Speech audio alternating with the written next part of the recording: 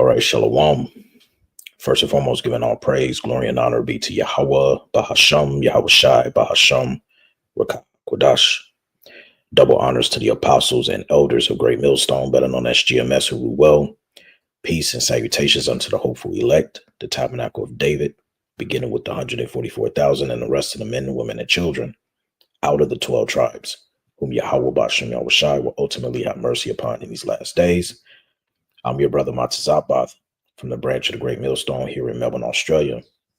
And today is the eve of the Shabbat here for us in Australia this evening. So I want to say Shabbat Shalom.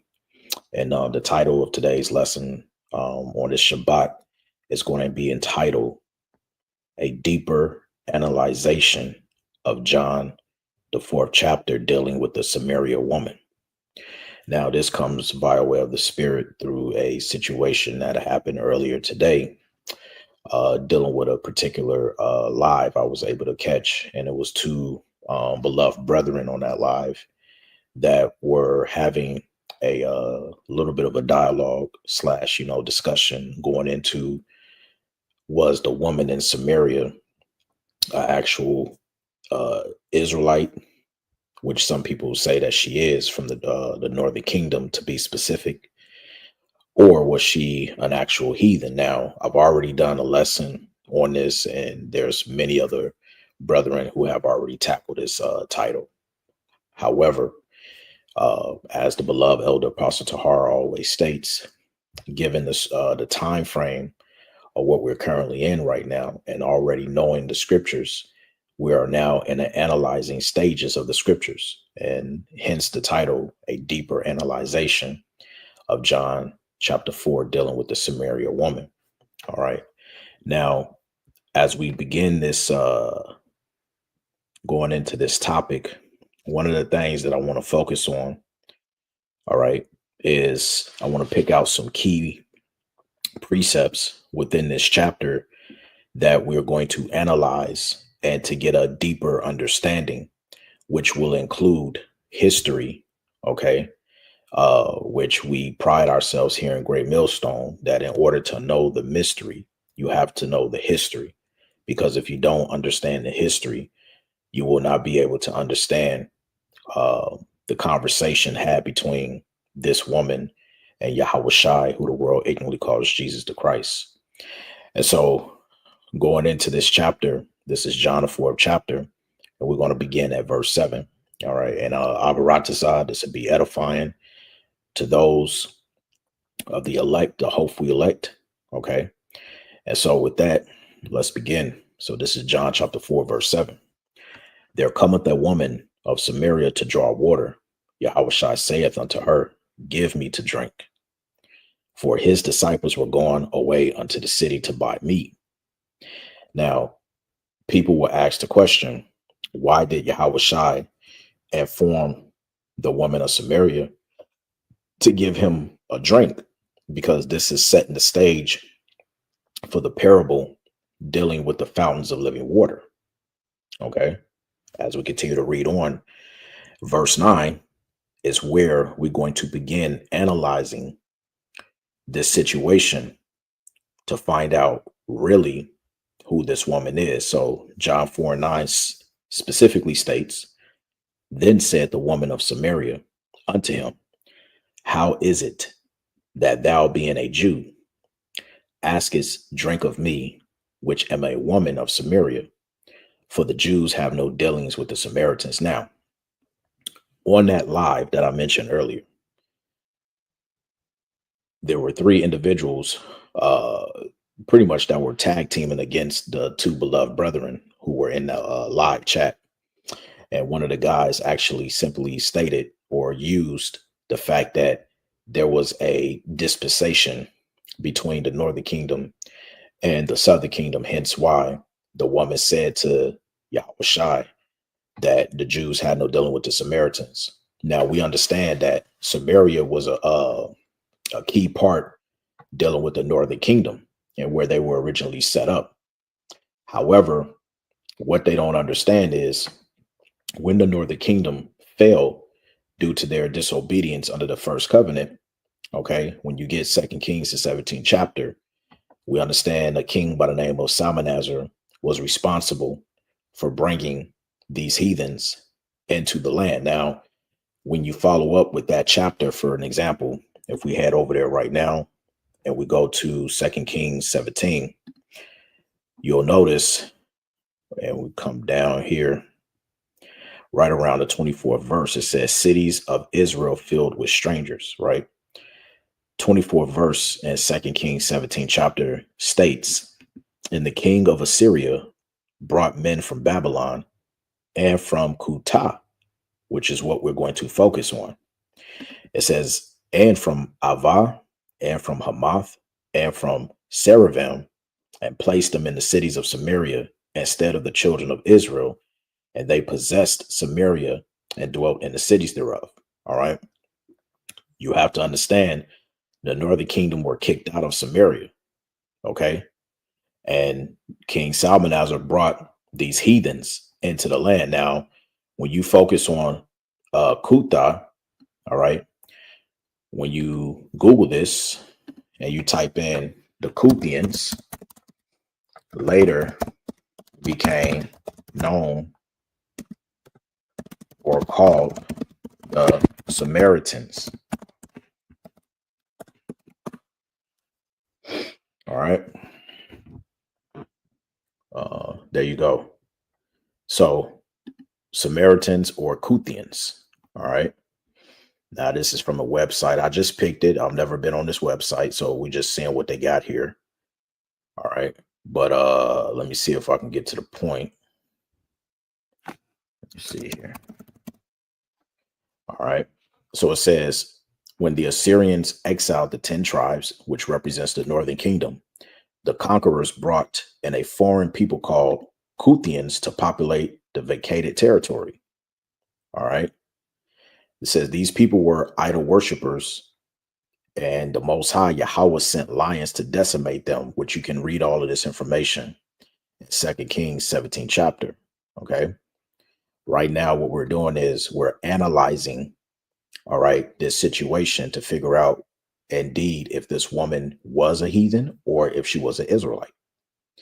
It says, out of the fear of the lions, the Kuthians converted to, now it says here Judaism, right? But really, the Israelites had nothing to do with Judaism. That was made up by Esau Edom. All right. That's a different story for a different time.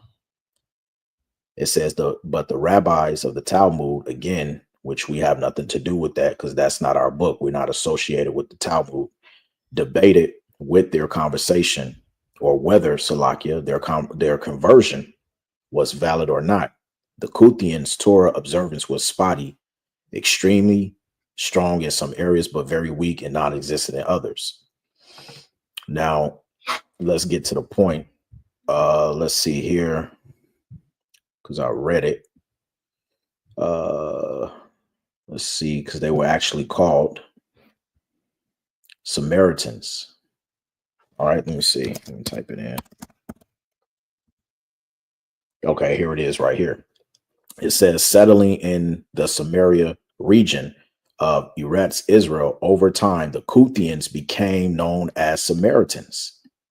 Okay, now, why is this important? Because this plays a critical role in understanding the historical context backed up when you go to, let's say, we want to grab in just a minute a text from Josephus, The Antiquities of the Jews, to get further information dealing with these Kuthians, who later became known as Samaritans. So using this information, as you can see early on, we are establishing that indeed these Samaritans, going all the way back to the time when the northern kingdom was exiled out of the land, they're the ones that replaced the northern kingdom by coming into the land. Now, yes, most of you brothers already know this, right?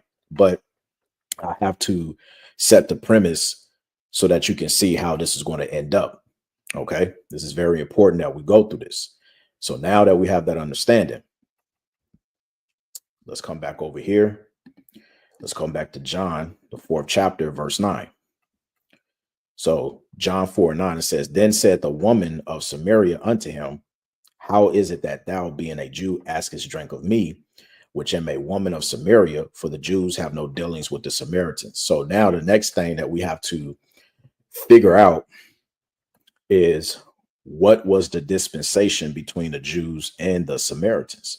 And the only way we can find that out is we're going to visit, all right, the antiquity of the Jews, and we're going to get into it. Now, when you deal with the antiquity of the Jews, which let me pull this up real quick on the tab, just bear with me. All right, there we go. All right, now, if you own a copy of this book, you simply can go on page 471. Now, this is during a time when Alexander, took down the Medo-Persian Empire, and he was coming in his stead, being the first king over Greece. And prior to him coming into Jerusalem during his time, because he had a dream that he met with the high priest. And I'm just roughly paraphrasing because I forget how the story goes. But nevertheless, we're going to kick off where he was actually going to come to Jerusalem. Okay. And let me see where I want to start.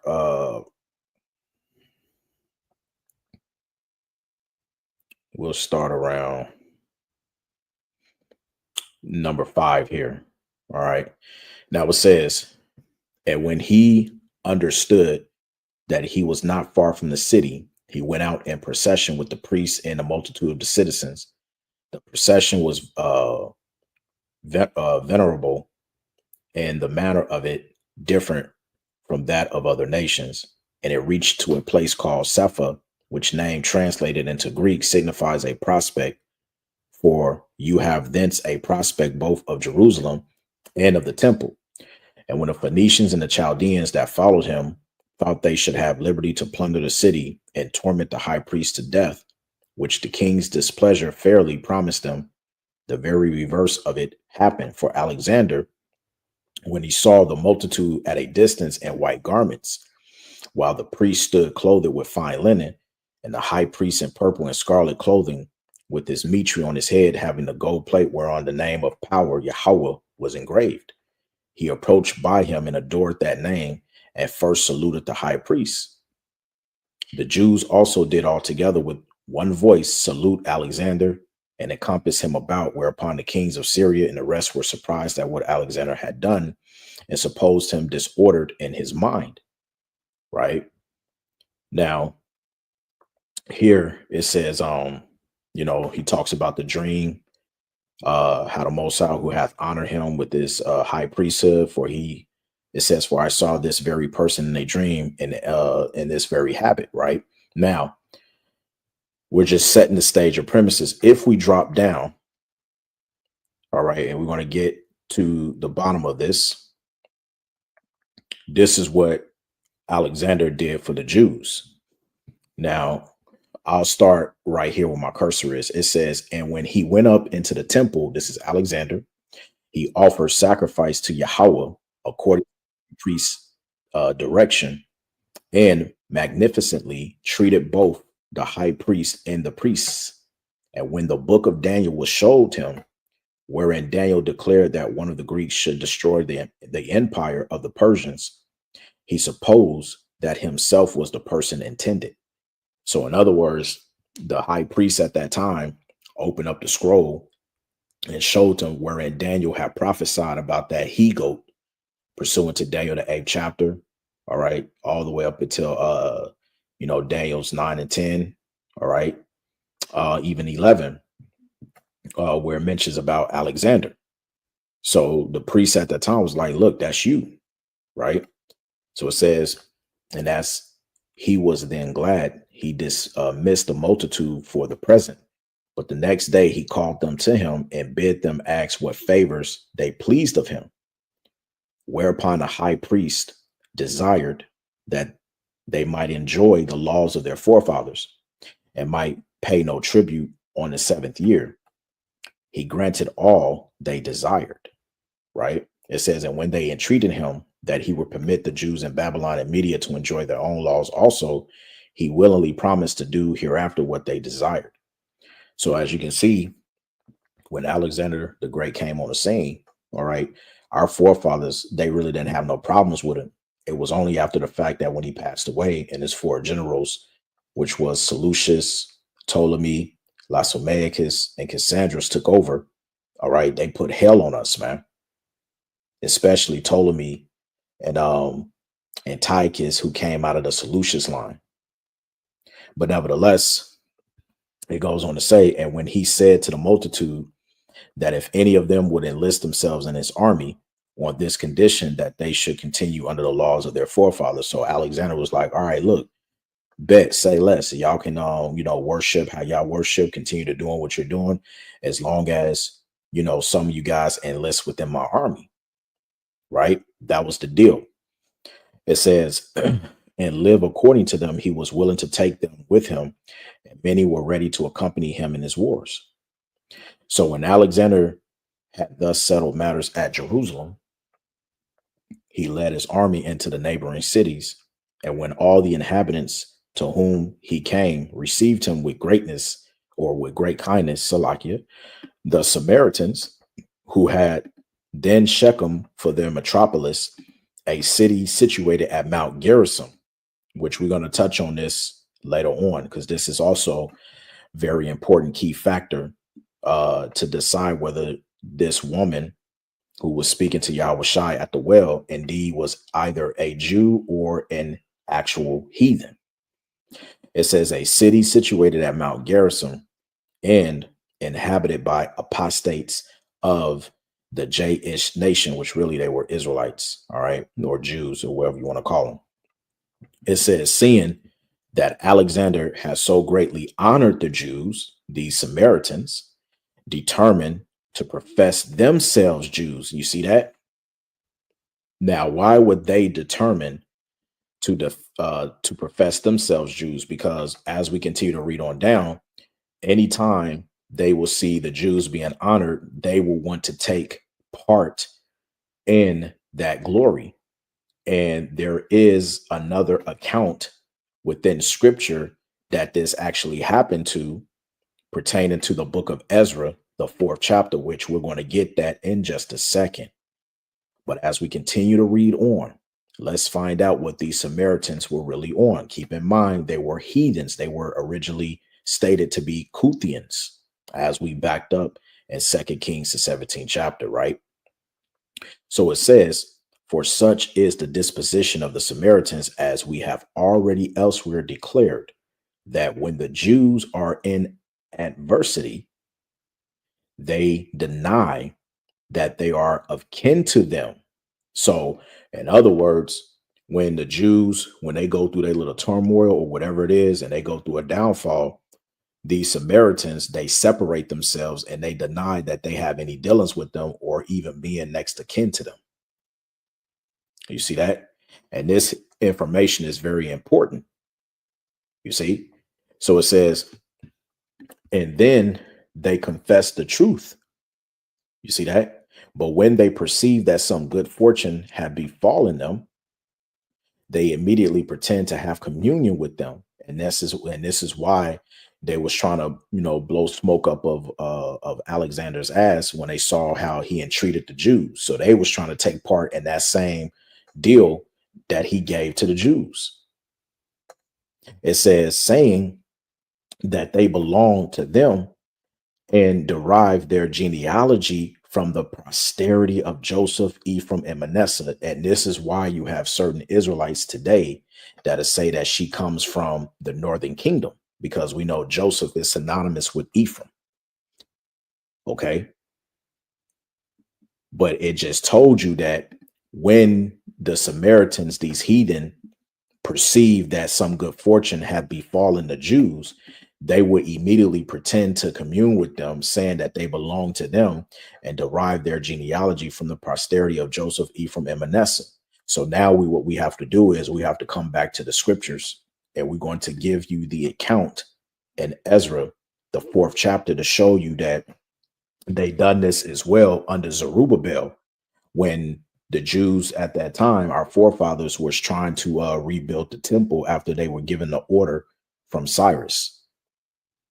All right. So now this is Ezra 4:1, and it reads, "Now when the adversaries of Judah and Benjamin, which were the southern kingdom, heard that the children of the captivity builded the temple unto Yahweh, thy power of Israel," right? Now, who were the adversaries here? Well, if we go to a different translation, which I'm going to get the AMP, if I can. All right. Now, this is the AMP, Ezra chapter 4 and verse 1. Now, when the Samaritans, okay, they're the adversaries of Judah and Benjamin, heard that the exiles from the captivity were building a temple to Yahweh, thy power of Israel, they came to Zerubbabel, who was now governor, and to the heads of the father's household, and said to them, "Let us build with you, for we seek your God, and worship just as you do. And we have sacrificed to him since the days of Asarhaddon, king of Assyria, who brought us up here." This is another key factor we have to factor in, because why would they say, "For we seek your power and worship just as you do"? When did this happen? Well, it goes back to the time of 2 Kings, the 17th chapter, because when you understand the history, remember we already read verse 24, how these Kuta, which are later known as Samaritans, these Kuthians, they came into the land and they took possession of Samaria and lived in the cities. It says, now when they began to live there, they did not fear Yahweh. Therefore, Yahweh sent lions among them, which killed some of them. Now, why didn't they fear Yahweh? Because the scripture says, when you get the book of Psalms, let's go back to the basics. That's Psalms. What am I thinking of? Psalms 147. Verses 19 and 20, it says, "He declares his word to Jacob, his statutes and his ordinance to Israel. He has not dealt this way with any other nation. They have not known, understood, appreciated, heeded, or cherished his ordinances. Praise the Lord, Yahweh." Okay. The wisdom has, and we can take this a step further, because how do you fear the Lord? All right, let's get two precepts. Let's get Proverbs 1 and 7. It says, "The reverent," this is an AMP, by the way, "the reverent fear of Yahweh," that is worshiping him and regarding him as truly awesome, "is the beginning and the preeminent part of knowledge, its starting point and its essence." You see that? "But arrogant fools despise skillful and godly wisdom and instruction and self-discipline." Okay. So the beginning of fearing the Lord is wisdom and knowledge. Now, to obtain that wisdom and knowledge, let's get the Apocrypha if we can real quick. Let's go to Salakia. Let's go to the book of Sirach, chapter 19, and show you something. Okay. Because how do you obtain that fear? Sirach 19, and we'll start at verse 18. It says, "The fear of Yahweh Bashem Yahushai is the first step to be accepted of him." But we read, when we come back here, Salakia, in 2 Kings 17, that these Samaritans, all right, or these heathens, I should say, Salakia, all right, verse 25, when they began to live in the cities of Samaria, they did not fear Yahweh. So what we're trying to establish is, what does it mean to fear the Lord? Ecclesiasticus chapter 19 and verse 19, it says, "The knowledge of the commandments of Yahweh Bashem Yahushua is the doctrine of life. And they that do things that please him shall receive the fruit of the tree of immortality." Now, here's the main point, verse 20. "The fear of Yahweh Bashem Yahushua is all wisdom, and all wisdom is the performance of the law and the knowledge of his omnipotency." So again, all right, Salakia, let me share it again because I didn't share it. Please forgive me. I'm going to read it one more time. Verse 20, Sirach 19 and 20, "The fear of Yahweh Bashem Yahushai is all wisdom, And in all wisdom is the performance of the law. So when you understand the wisdom, knowledge, and understanding through the law, that begins the process of the beginning stages of fearing Yahweh through his son, Yahweh Shai. But we established earlier on that the laws were never given to the other nations. In other words, the Heavenly Father has not known the other nations. Okay, we can also back that up with Amos, all right, the third chapter, verses 1 and 2. It says, "Hear this word that Yahweh has spoken against you, O children of Israel, against the whole family, which I brought up from the land of Egypt. I have known, chosen, cared for, and loved only you of all the families of the earth. Therefore, I shall punish you for all your wickedness." You see that? So that's proof that the Heavenly Father never dealt with the other nations. That's why the other nations don't fear him in a sense as the nation of Israel do, because we were the only nation that was given the law. And then fearing the Yahweh Bashem Yahweh Shai, it's in the wisdom, which goes back to the performance of the law, which we read in the Apocrypha. So now let's come back to Josephus. All right. So again, just to recap, when we go into this, the Samaritans, as it says here, it says, "As we have already elsewhere declared, that when the Jews are in adversity, they deny that they are kin to them. And then they confess the truth." The truth of what? That they have no descendant or lineage that goes back towards the Israelites.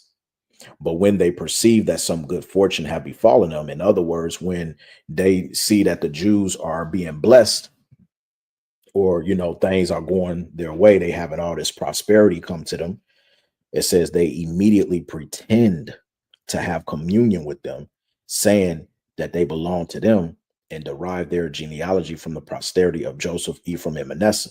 So they'll play both sides of the field. That's why it was important that we read Ezra. Let's go back to Ezra again, the fourth chapter, because they saw how the Jews during this time was working together, happy, rebuilding the temple. So what did they say in verse 2? It says, "They came to Zerubbabel, who was now governor, and to the heads of the father's household, and said to them, Let us build with you, for we seek your power and worship just as you do. And we have sacrificed to him since the days of Asarhaddon, king of Assyria, who brought us up here." But Zerubbabel and Jeshua and the rest of the heads of father's household of Israel said to them, "You have nothing in common with us in building a house to our power, but we ourselves will together build to Yahweh thy power of Israel, just as King Cyrus, the king of Persia, has commanded us." So it says, "Then the Samaritans and others of the people of the land, the heathens, discouraged the people of Judah and frightened them to deter them from building." So you see, they was against it. They wanted to take part because, hey, we worship just as you worship back then. We was led from our fathers. We seek him too. And it goes back to 2 Kings, the 17th chapter. So again, all we're doing, we are currently in the analyzing phase. We're analyzing John, the fourth chapter, right? And so when you read it, it says on verse 5, "And hired advisors to work against them to frustrate their plans during the entire time that Cyrus, king of Persia, reigned. And this lasted even until the reign of Darius, the king of Persia." So there's always been this friction between the heathens and the Jews. Okay. And in this context, dealing with the Samaritans. Right. So now when we go back to John, the fourth chapter, put it back to the KJV. Now you kind of get the gist at verse 9. Read it again. "Then said the woman of Samaria unto him, How is it that thou, being a Jew, askest drink of me, which am a woman of Samaria? For the Jews have no dealings with the Samaritans." Keep in mind what we read in Ezra, the fourth chapter, when Zerubbabel told them, "You have nothing to do with us to help build the temple to our power." So now you understand the history This is why the Jews had no dealings with the Samaritans, because they are two separate different people. The Samaritans in this context were really not of the Israelites. They were not of the northern kingdom. The only time they were professed to be of the northern kingdom, as we read in secular history with the Josephus account, when he wrote it, when he said that they were saved, that when they would perceive that a blessing will fall upon them in so many words, then they will try to commune with them, just as we saw in Ezra the 4th chapter, and then they will pronounce, which let's go back to it, that they are from what, as it says here, it says, saying that they belong to them and derive their genealogy from the posterity of Joseph, Ephraim, and Manasseh, which they are not. It says, now listen to what happened, because Alexander figured them out. Accordingly, they made their address to the king with splendor and showed great alacrity in meeting him at a little distance from Jerusalem. When Alexander had commanded them, the Shechemites approached to him, taking with them the troops that Sambalat, which is another key thing we're going to come back to, because he plays an important part as well. All right. Had sent him, and they desired that he will come to their city and do honor to their temple also. Keep in mind, we talked about that Mount Garrison, right? Temple is another part of that. Okay, because this is also going to establish if this woman truly was a heathen or a Jew. It says, to whom he promised that when he returned, he will come to them. And when they petition, that he will remit the tribute of the 7th year to them, because they did but so thereon. He asked, this is Alexander, who asked those Samaritans who they were that made such a petition, because he ain't know them. He like, who the hell are you? And when they said that they were Hebrews, see that, but had the name Zidonians, living in Shechem, he asked them again whether they were Jews. And when they said they were not Jews, it was to the Jews, said he. So when they told him, now we're not really the Jews, he was like, well, that it wasn't talking about you. I was the deal that I made, that was strictly for the Jews. Point blank, period. None to discuss.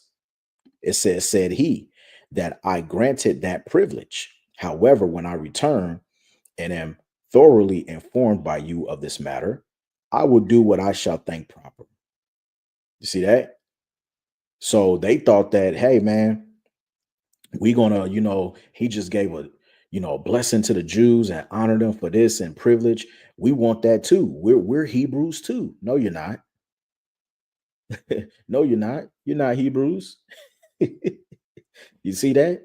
And so this is why, well, again, we're in the analyzing stage of the scriptures. We're analyzing this as we take our time to understand the account, so that we can come back here and put it all together. Now, coming back to John 4, as we continue to read on, verse 10, Yahushua, right, answered and said unto her, if thou knewest the gift of the Most High, and who it is that saith to thee, give me to drink, thou wouldest have asked of him, and he would have given thee living water. Now, this is very important, because a lot of people skip right over past this verse, or rather, some people will say this proves that the woman was a Jew, because not the Most High, but Salakia, Yahushua himself said that he would have given the woman the living water. But see, I'm going to prove and show you why that's not what this talking about. You have to dissect this piece by piece, and this is how we're going to do it. When Yahushua said, if thou knewest the gift of the Most High, and who it is that saith to thee, let's stop right here and dissect this very piece that he stated.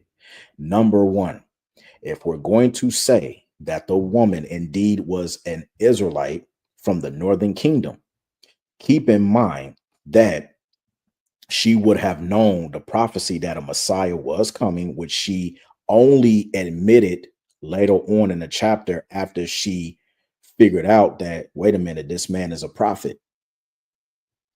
Number two, she goes on to say, about worshiping in Mount Gerizim, which, if you are of the northern kingdom, the true worship was in the place of Jerusalem. As a matter of fact, when the scripture says in Deuteronomy, the 12th chapter, the 5th verse, but unto the place which Yahweh your power shall choose out of all your tribes to put his name there, even unto his habitation shall ye seek, thither thou shalt come. Now, when you understand, because see, the Most High Yahweh didn't choose Mount Gerizim, which is the Mount Temple where the Samaritans worship. He didn't put his name in there. And as a matter of fact, also when you come back to the Apocrypha, let's see, let's get what is it? Second Maccabees chapter 5, and I think it's verse 19. All right, let's get Second Maccabees 5 and 19. All right. And let's see. We'll start here. It says, nevertheless, Yahweh did not choose the people for the place's sake, but the place for the people's sake. And what is that place? Jerusalem.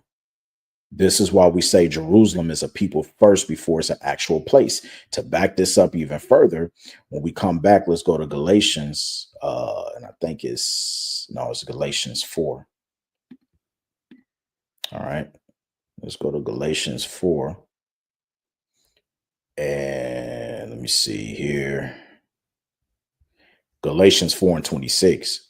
But Jerusalem, which is above, is free, which is the mother of us all. This is the place that the Heavenly Father put his name in.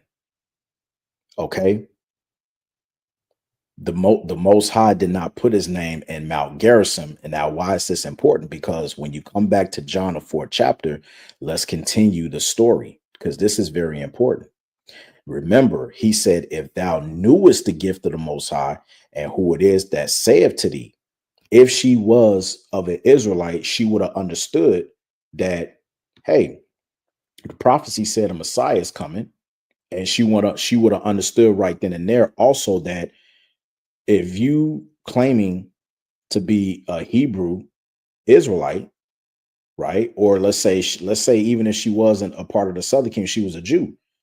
What are you doing worshiping in another temple other than the temple you're supposed to worship in that was later on built during a time of Cyrus the Great? And hopefully it makes sense. I'm going to ask again, if you are professing to be a Jew, why are you worshiping in another temple which goes against the law when you're supposed to be in Jerusalem worshiping? Watch what happens. Verse 11. The woman said unto him, Sir, thou hast nothing to draw with, and the well is deep. From whence then hast thou that living water? Art thou greater than our father Jacob? This is the next stumbling block.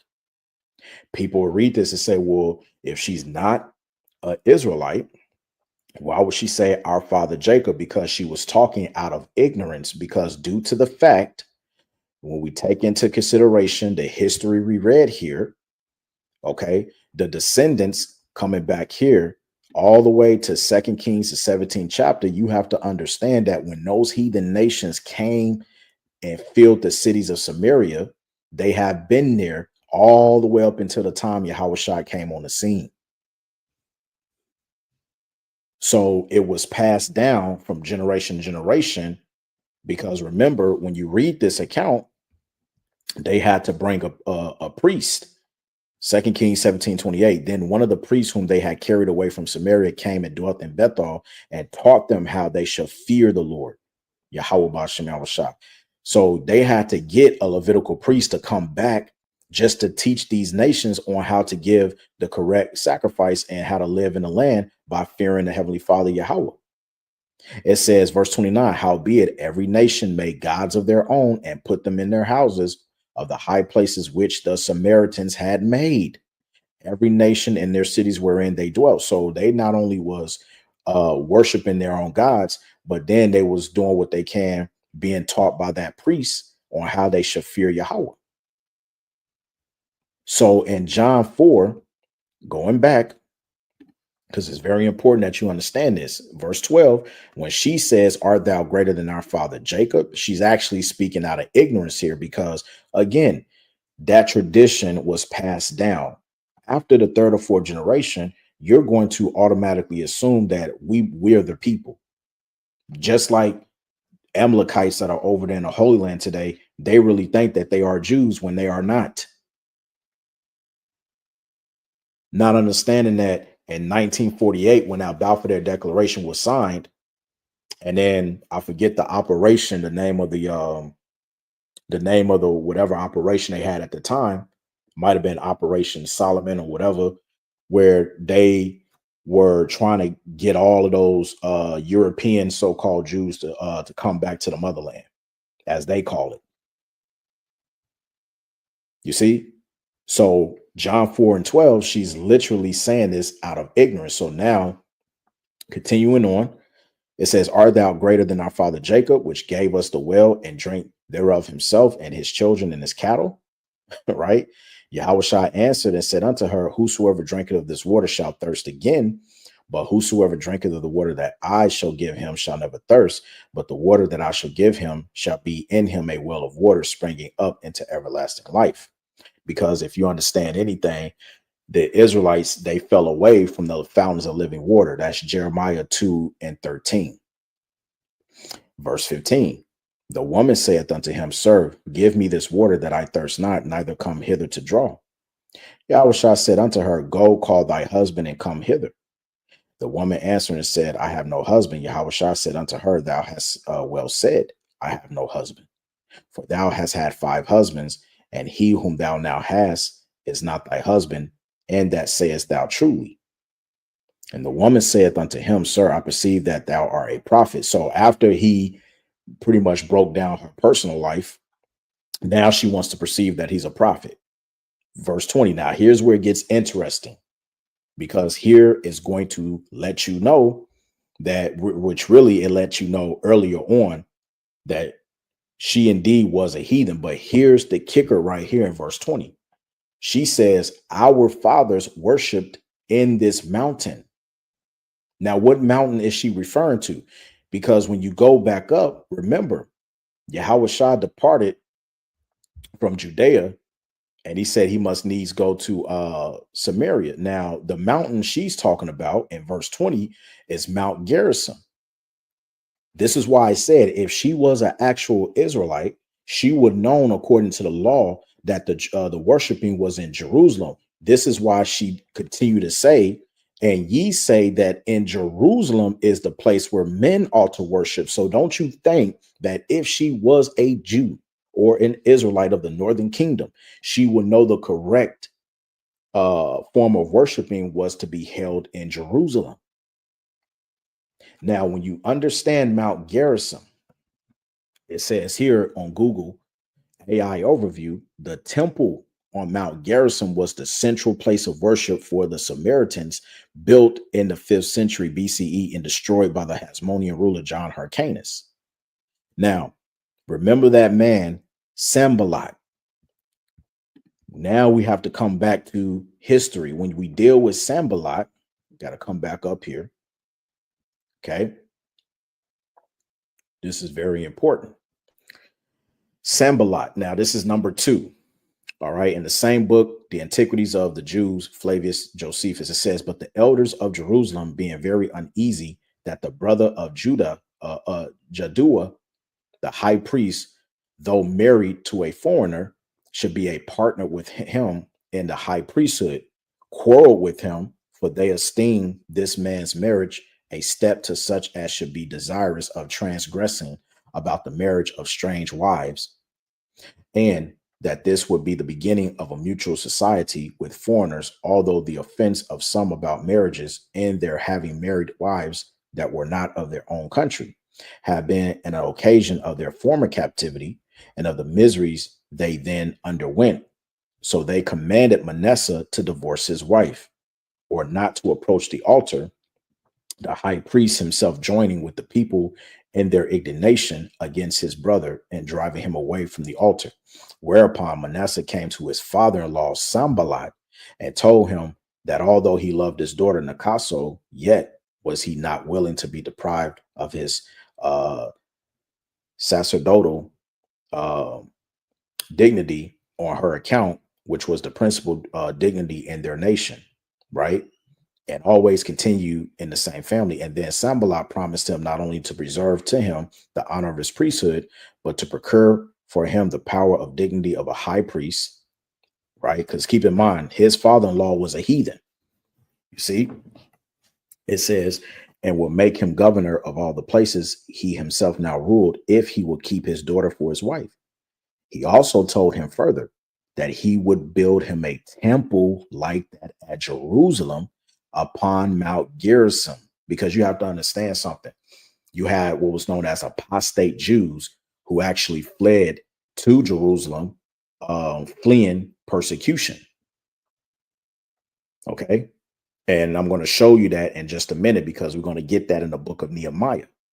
It says, which is the highest of all the mountains that are in Samaria. And he promised that he would do this with the approbation of Darius the king. But Manasseh was elevated with these promises and stayed with Sanballat upon a proposal that he should gain a high priesthood as bestowed on him by Darius. For it happened that Sanballat was then in his years. You see? Now, when you drop down, let me see. I don't know if it says that he let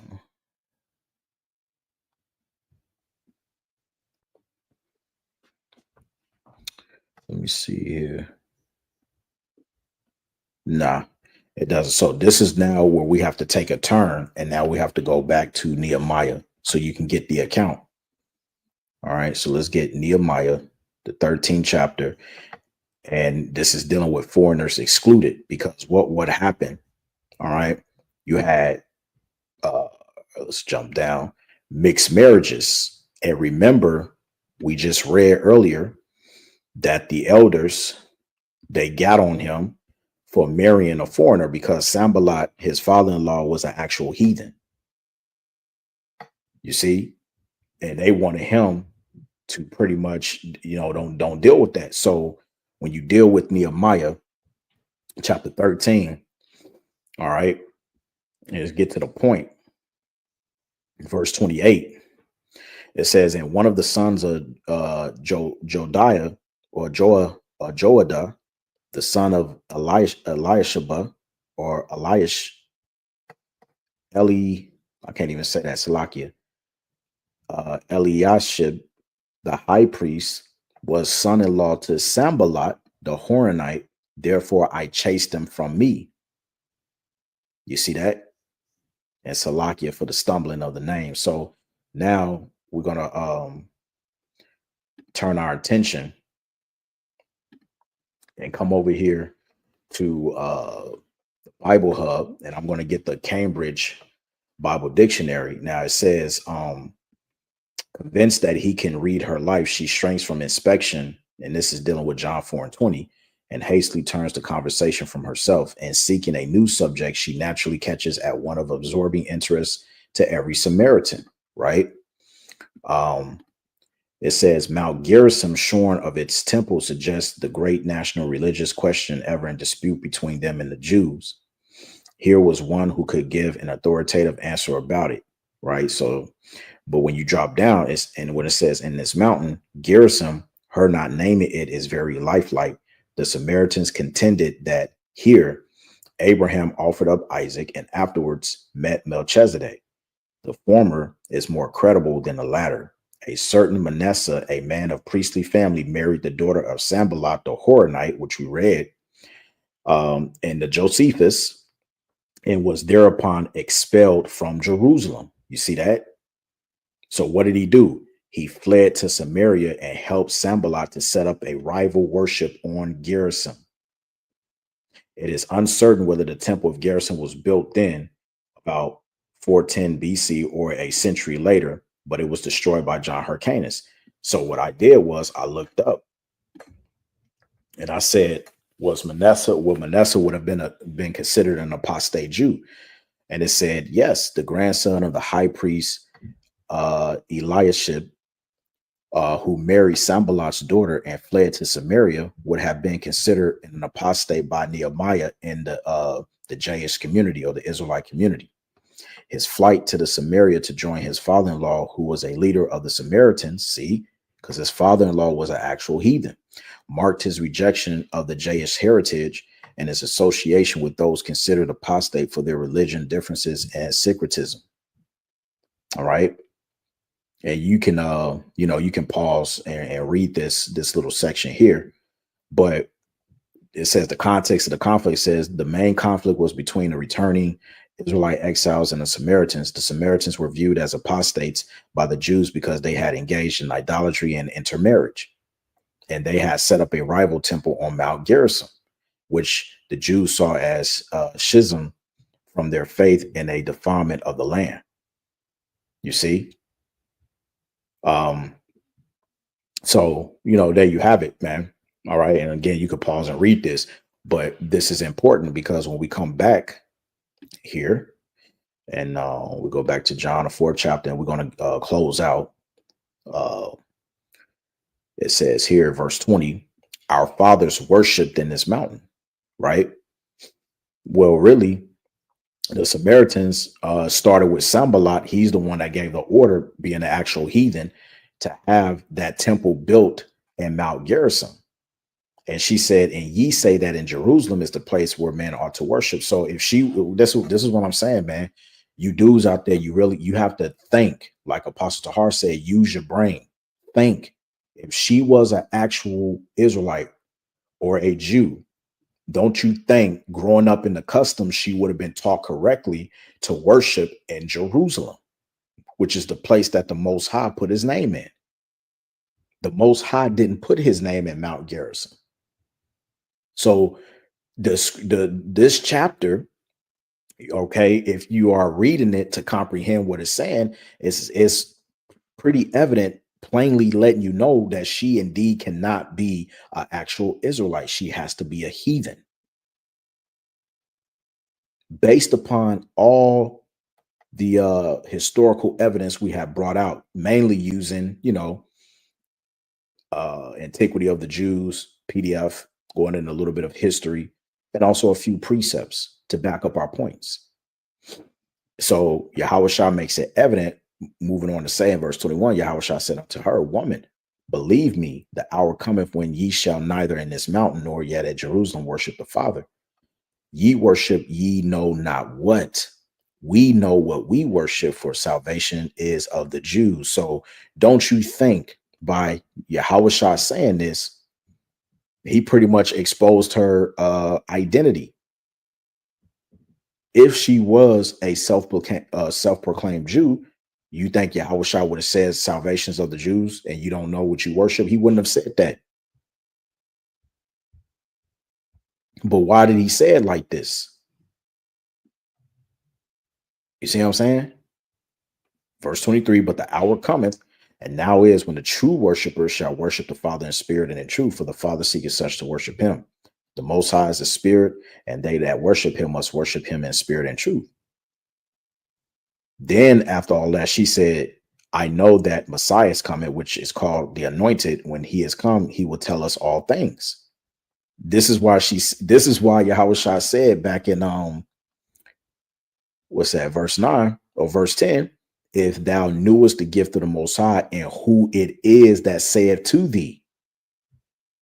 But she don't know nothing. Right? Let's read this in a different translation. AMP, the woman said to him, I know that Messiah is coming, he who is called the Anointed.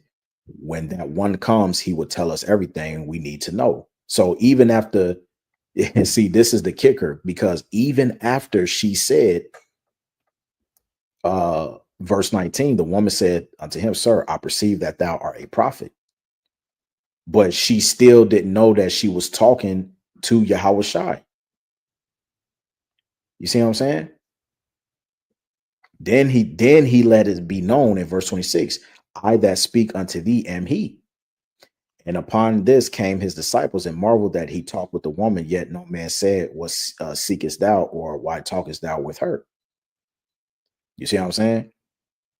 And you can go into this. Now, some people may say, when the woman came back to tell the people that they believe, right? Well, you have to understand, you did have Israelites that were mingled amongst the Samaritans. But it's just that this woman in particular, she was not an actual Jew. She was an actual heathen. Okay. She was an actual heathen, man. So I'm gonna leave it off there. That's pretty much the lesson there, you know. And hey, through this analyzation, I pray that this was edifying. I pray that you got a lot out of it. And look, if you ain't a believer now in the information that we went into this evening, then I don't know what else to tell you. All right, you're pretty much just blinded, and you have a stumbling block on you because you can't see your way through it. So with that, giving all praise, glory, and honor be to Yahweh, Ba'ashem, Yahweh Shai, Bahasham, Rakah HaKodash, and double honors to the apostles and elders of Great Millstone, better known as GMS, who rule well.